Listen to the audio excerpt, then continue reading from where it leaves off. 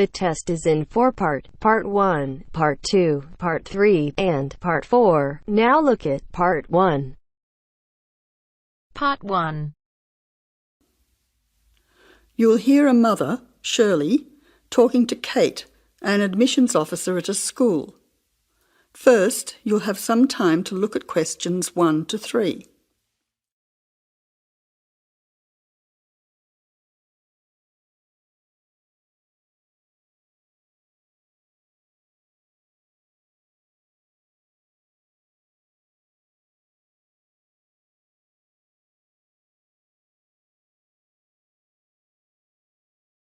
Now listen carefully and answer questions 1 to 3.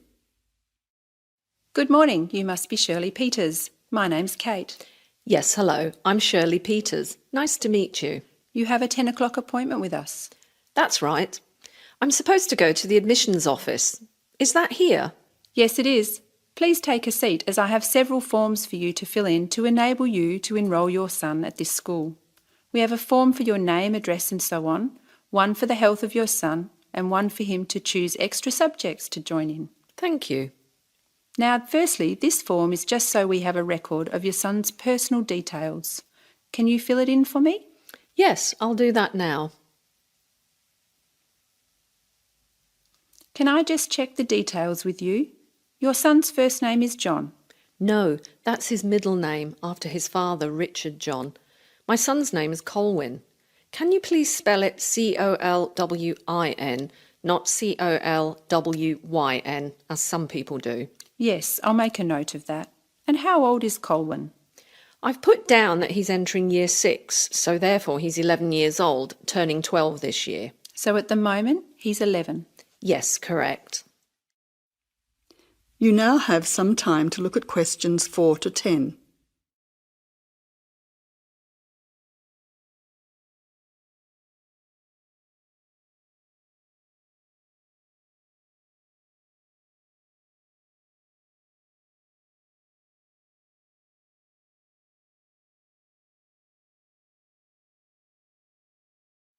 Now answer questions 4 to 10.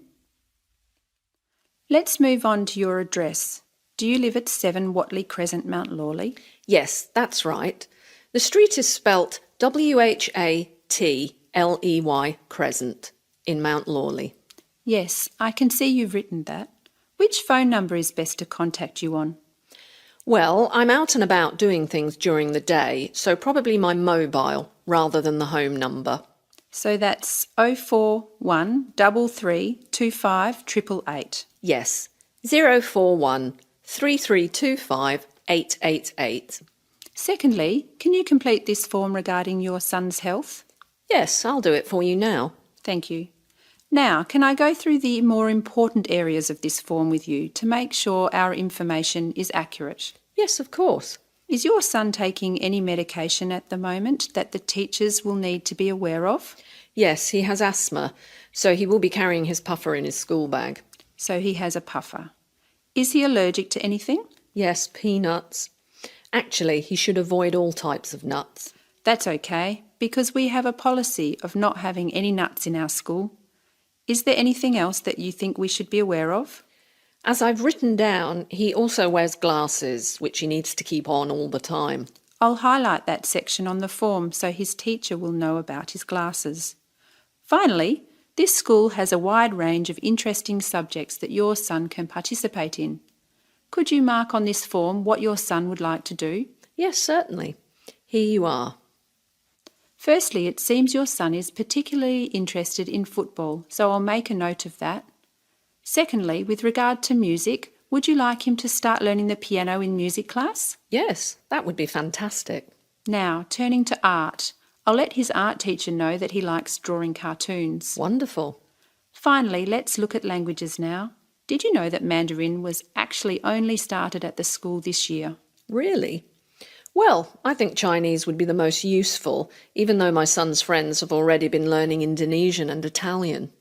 Well, now we have all the information we require about your son. We hope he enjoys himself at our school. I'm sure he will. That is the end of Part 1. You now have half a minute to check your answers.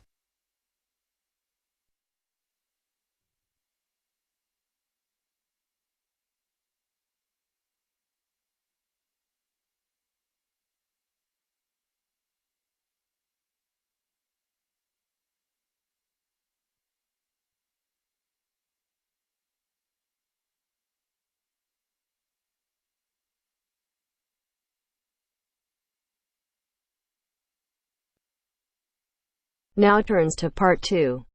Part 2. You'll hear a tutor and two students discussing modern European writers. First, you have some time to look at questions 11 to 16.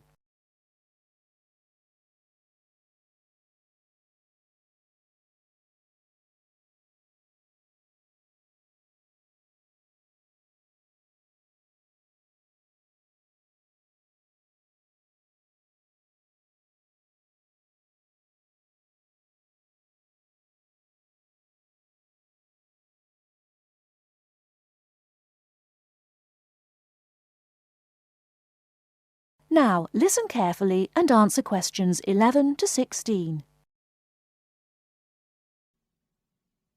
Okay, so to continue our look at modern European writers who have focused on the future in their work, today we're talking about H.G. Wells. Last week, I asked you both to do some background research on Wells, which we're going to discuss now. Gitanjali, tell us about H.G. Wells. Right. So, H.G. Wells was a hugely successful British science fiction writer, writing at the end of the 19th and the start of the 20th century, and much of his work focused on predicting the future. Jason, do you think Wells was just using the future as a narrative device in his fiction? No. He really believed we can predict the future. In fact, he gave a speech at the Royal Institution in London in 1902 called The Discovery of the Future. And the point he was making was that by looking at what you know about the present and about science, it's quite possible to predict the future. Indeed. Gitanjali, do you think Wells was always optimistic in his predictions? Not at all. In fact, he varied in his predictions from being extremely pessimistic about the future to being optimistic. Interestingly, one theory I read links the attitude in Wells's work to his own health. When he was writing The Time Machine, which was published in 1895, he'd just been diagnosed with an incurable fatal disease. Not surprisingly, the book is very pessimistic, being about a dystopia in the future, a long time in the future, the year 802-701 in fact, where there are two races on Earth, the Morlocks and the Eloi, and the Morlocks actually eat the Eloi. I thought it was interesting, though, that it was H.G. Wells who actually came up with the phrase time machine, so despite being pessimistic, the work has had a lasting effect on our culture. Right. After The Time Machine, though, H.G. Wells didn't die, of course, and his recovery might be why he began to be a bit more optimistic about the future. So that brings us to his first utopia, Anticipations. Jason, tell us about that. Well, Anticipations, or to give it its full title, Anticipations of the Reaction of the Mechanical and Scientific Progress upon Human Life and Scientific Thought, was published in 1901 and was set in the New Republic of the year 2000. Some of the things Wells predicts are fairly close to our reality today, including 24-hour news, global telecommunications, and even a European Union. We'll come back to the accuracy of Wells's predictions a little later. Gitanjali, how was Wells's work received at the time? Well, although Wells was extremely successful, not everyone respected his work or his predictions. Another well-known science fiction writer, Jules Verne, viciously attacked him for works such as The First Man in the Moon, which Verne argued weren't rooted in scientific fact at all. That's right. Now, Wells wrote a number of other utopian visions of the future. Jason? Yes, In a modern utopia, published in 1905, his vision was of a world where there's no private property, where everyone has access to wonderful healthcare, and interestingly, where everyone's personal information is stored on cards in a central database outside Paris. Apart from the healthcare, I'm not sure everyone today would see that as a positive view of the future. Neither am I. And, on a similar note, Wells strongly believed in population control and in The Shape of Things to Come, which was published in 1933, he sees and supports a world where the population is kept at 2 billion. Once again, I'm not sure most people today would necessarily see that as a good thing. Before you hear the rest of the talk, you have some time to look at questions 17 to 20.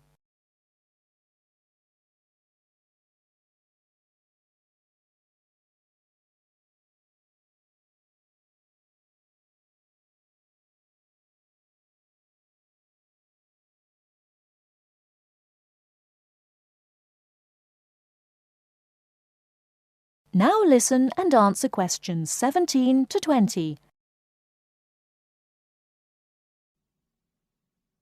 Gitanjali, in your research, did you come across anything about the world brain? Yes, I did. It's actually very interesting. Throughout the 1930s, Wells predicted and supported the setting up of a huge world encyclopedia. And towards the end of the decade, in 1938, he wrote a series of essays called World Brain. In these essays, he called for the world to make use of modern technology to create an enormous global encyclopedia so that all our knowledge is available to all people, not just an educated elite. Wells envisioned this as probably being on microfilm. He thought it would allow anyone, anywhere in the world, to look at any book or any document. He also thought it would be created by everyone, once again, not just by an elite. Yes, and as you can imagine, many people today say that the internet has basically fulfilled his prediction. Of course, it doesn't use microfilm, but essentially, it does meet all Wells's main requirements.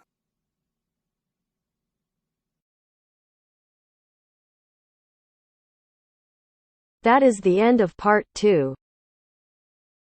You now have half a minute to check your answers.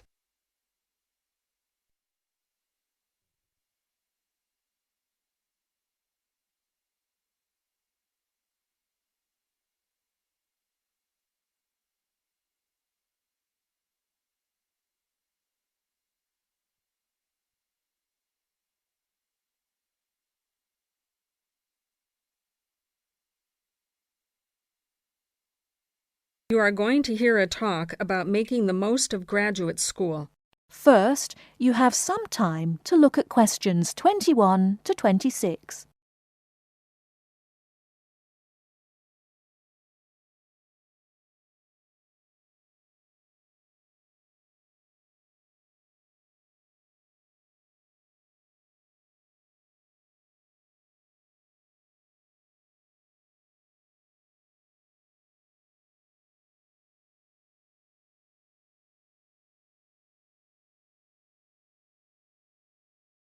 Now listen carefully and answer questions 21 to 26. Welcome to you, new entrants to the graduate school. My job now is to give you the graduate school survival guide and make some concise suggestions for getting the most out of your relationship with our research supervisor, getting the most out of what you read, and making continual progress with your research. First, your relationship with your supervisor. This is fundamental. Meet regularly. You should expect to meet once a week or at least every other week because this will give you the motivation to make progress and also keeps your advisor aware of your work. Prepare for your meetings. Come to each meeting. Also, Bring the notes from your previous meeting together with a list of any upcoming deadlines. Make a plan for what you hope to get out of each meeting. After the meeting, email your supervisor a brief summary. Include a list of major topics discussed, a list of what you agreed on, a note of any advice you may not want to follow, and a new summary of what you are planning to do.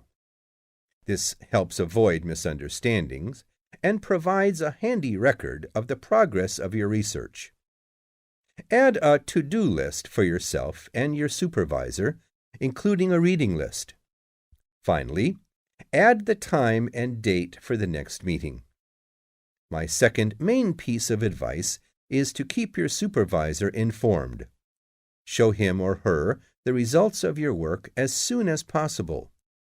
This helps your supervisor understand your research and identify any potential points of conflict early in the process. Include summaries of your work, including any results of experiments, and also anything you write about your research.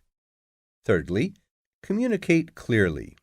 If you disagree with your advisor, state your objections and concerns clearly and calmly. If you feel that something about your relationship is not working, discuss it with him or her. Whenever possible, suggest steps that they could take to address your concerns.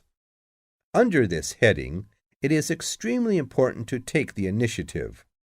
You do not need to clear everything you do in your research with your advisor.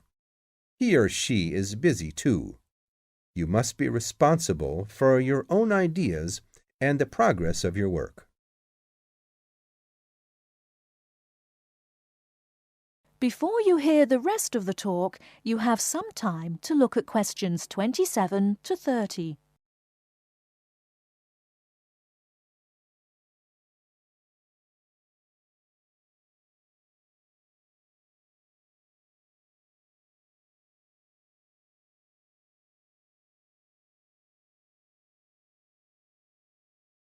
Now listen and answer questions 27 to 30.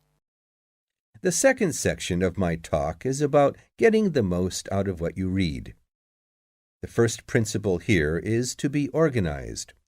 Keep an electronic bibliography with notes and pointers to the paper files. Keep and file all the papers you have read.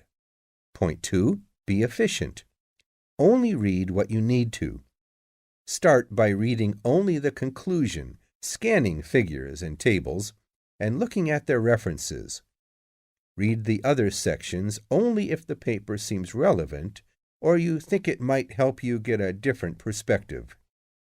Skip the sections you think you already understand. These are often the background and motivation sections. It's of critical importance to take good notes on every paper you find worth reading.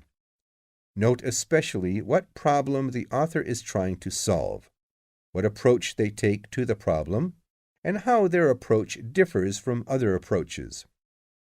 Next, summarize what you have read on each topic. After you have read several papers on the same topic, note the key problems, the various formulations of the problem under consideration, the relationship between the various approaches and the alternative approaches you come across. Let me add one point you might not have already thought of. Read PhD theses. Even though they are long, they can be very helpful for quickly learning about what has been done in your field of interest.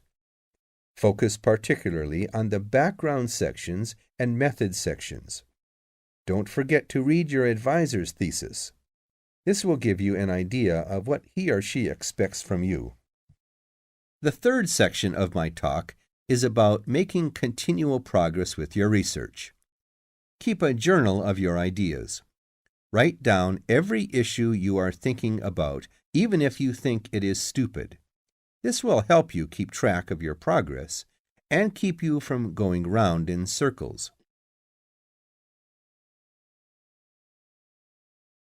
That is the end of part 3. You now have half a minute to check your answers.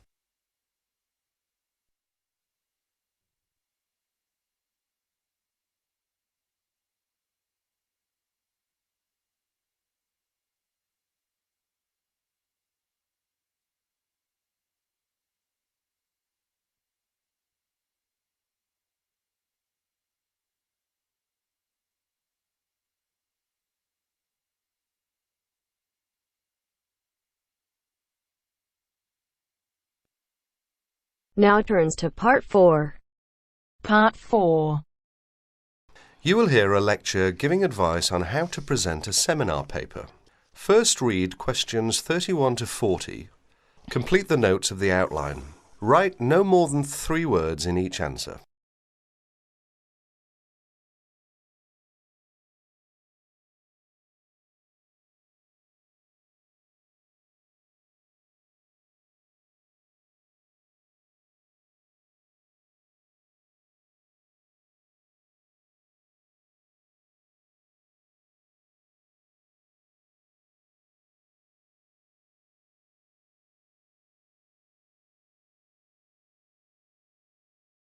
In this talk, I'm going to give some advice on how to present a seminar paper. At one time, most university teaching took the form of giving formal lectures. Nowadays, many university teachers try to involve their students more actively in the learning process. One of the ways in which this is done is by conducting seminars.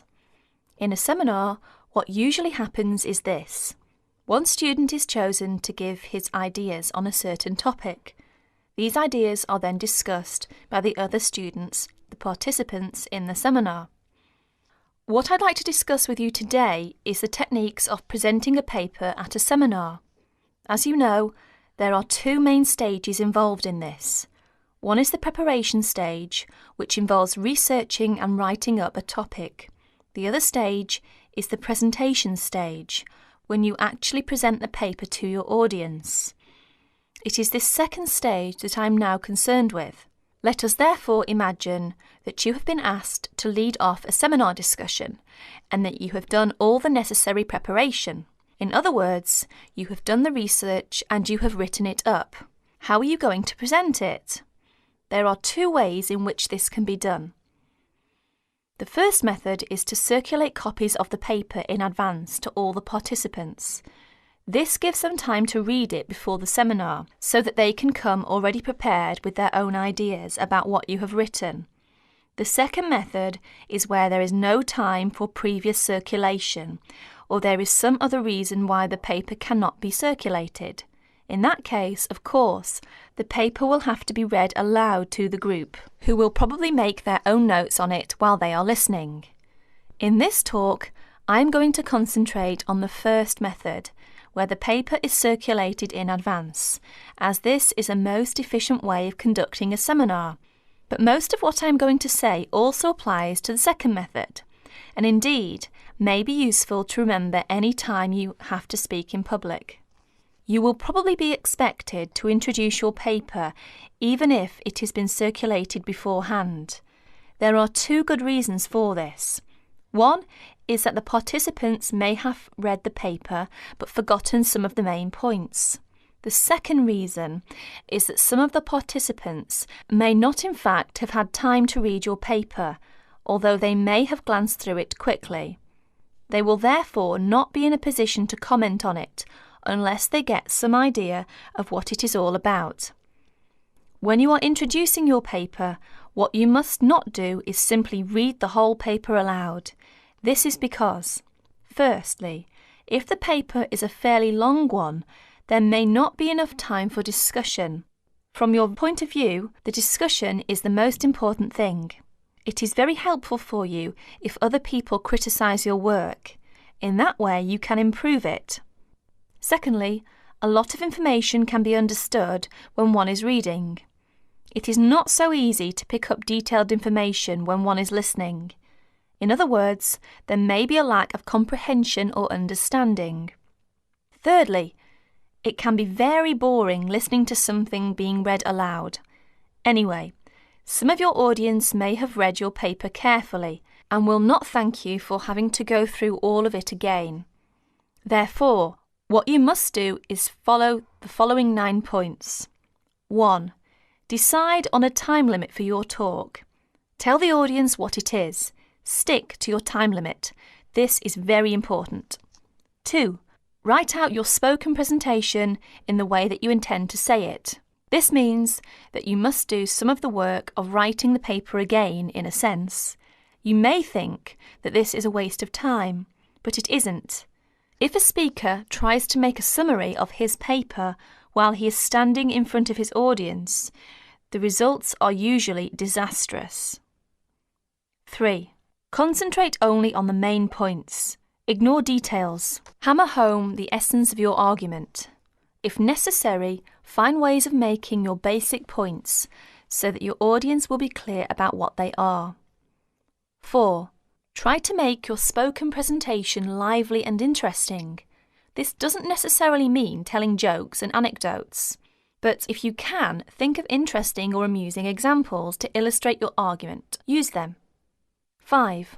If you are not used to speaking in public, write out everything you have to say, including example, etc. Rehearse what you are going to say until you are word perfect. 6. When you know exactly what you are going to say, reduce it to outline notes. Rehearse your talk again, this time from the outline notes. Make sure you can find your way easily from the outline notes to the full notes, in case you forget something. 7. At the seminar, speak from the outline notes, but bring both sets of notes and your original paper to the meeting. Knowing that you have a full set of notes available will be good for your self-confidence. 8. Look at your audience while you are speaking. The technique to use is this. First, read the appropriate parts of your notes silently. If you are using outline notes, this won't take long. Then, look up at your audience and say what you have to say. Never speak while you are still reading. While you are looking at your audience, try to judge what they are thinking. Are they following you? You will never make contact with your audience if your eyes are fixed on the paper in front of you. 9. Make a strong ending. One good way of doing this is to repeat your main points briefly and invite questions or comments. Perhaps I can sum up by saying this. Remember that listening is very different from reading. Something that is going to be listened to has therefore got to be prepared in a different way from something that is intended to be read.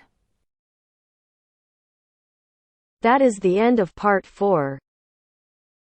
You now have half a minute to check your answers.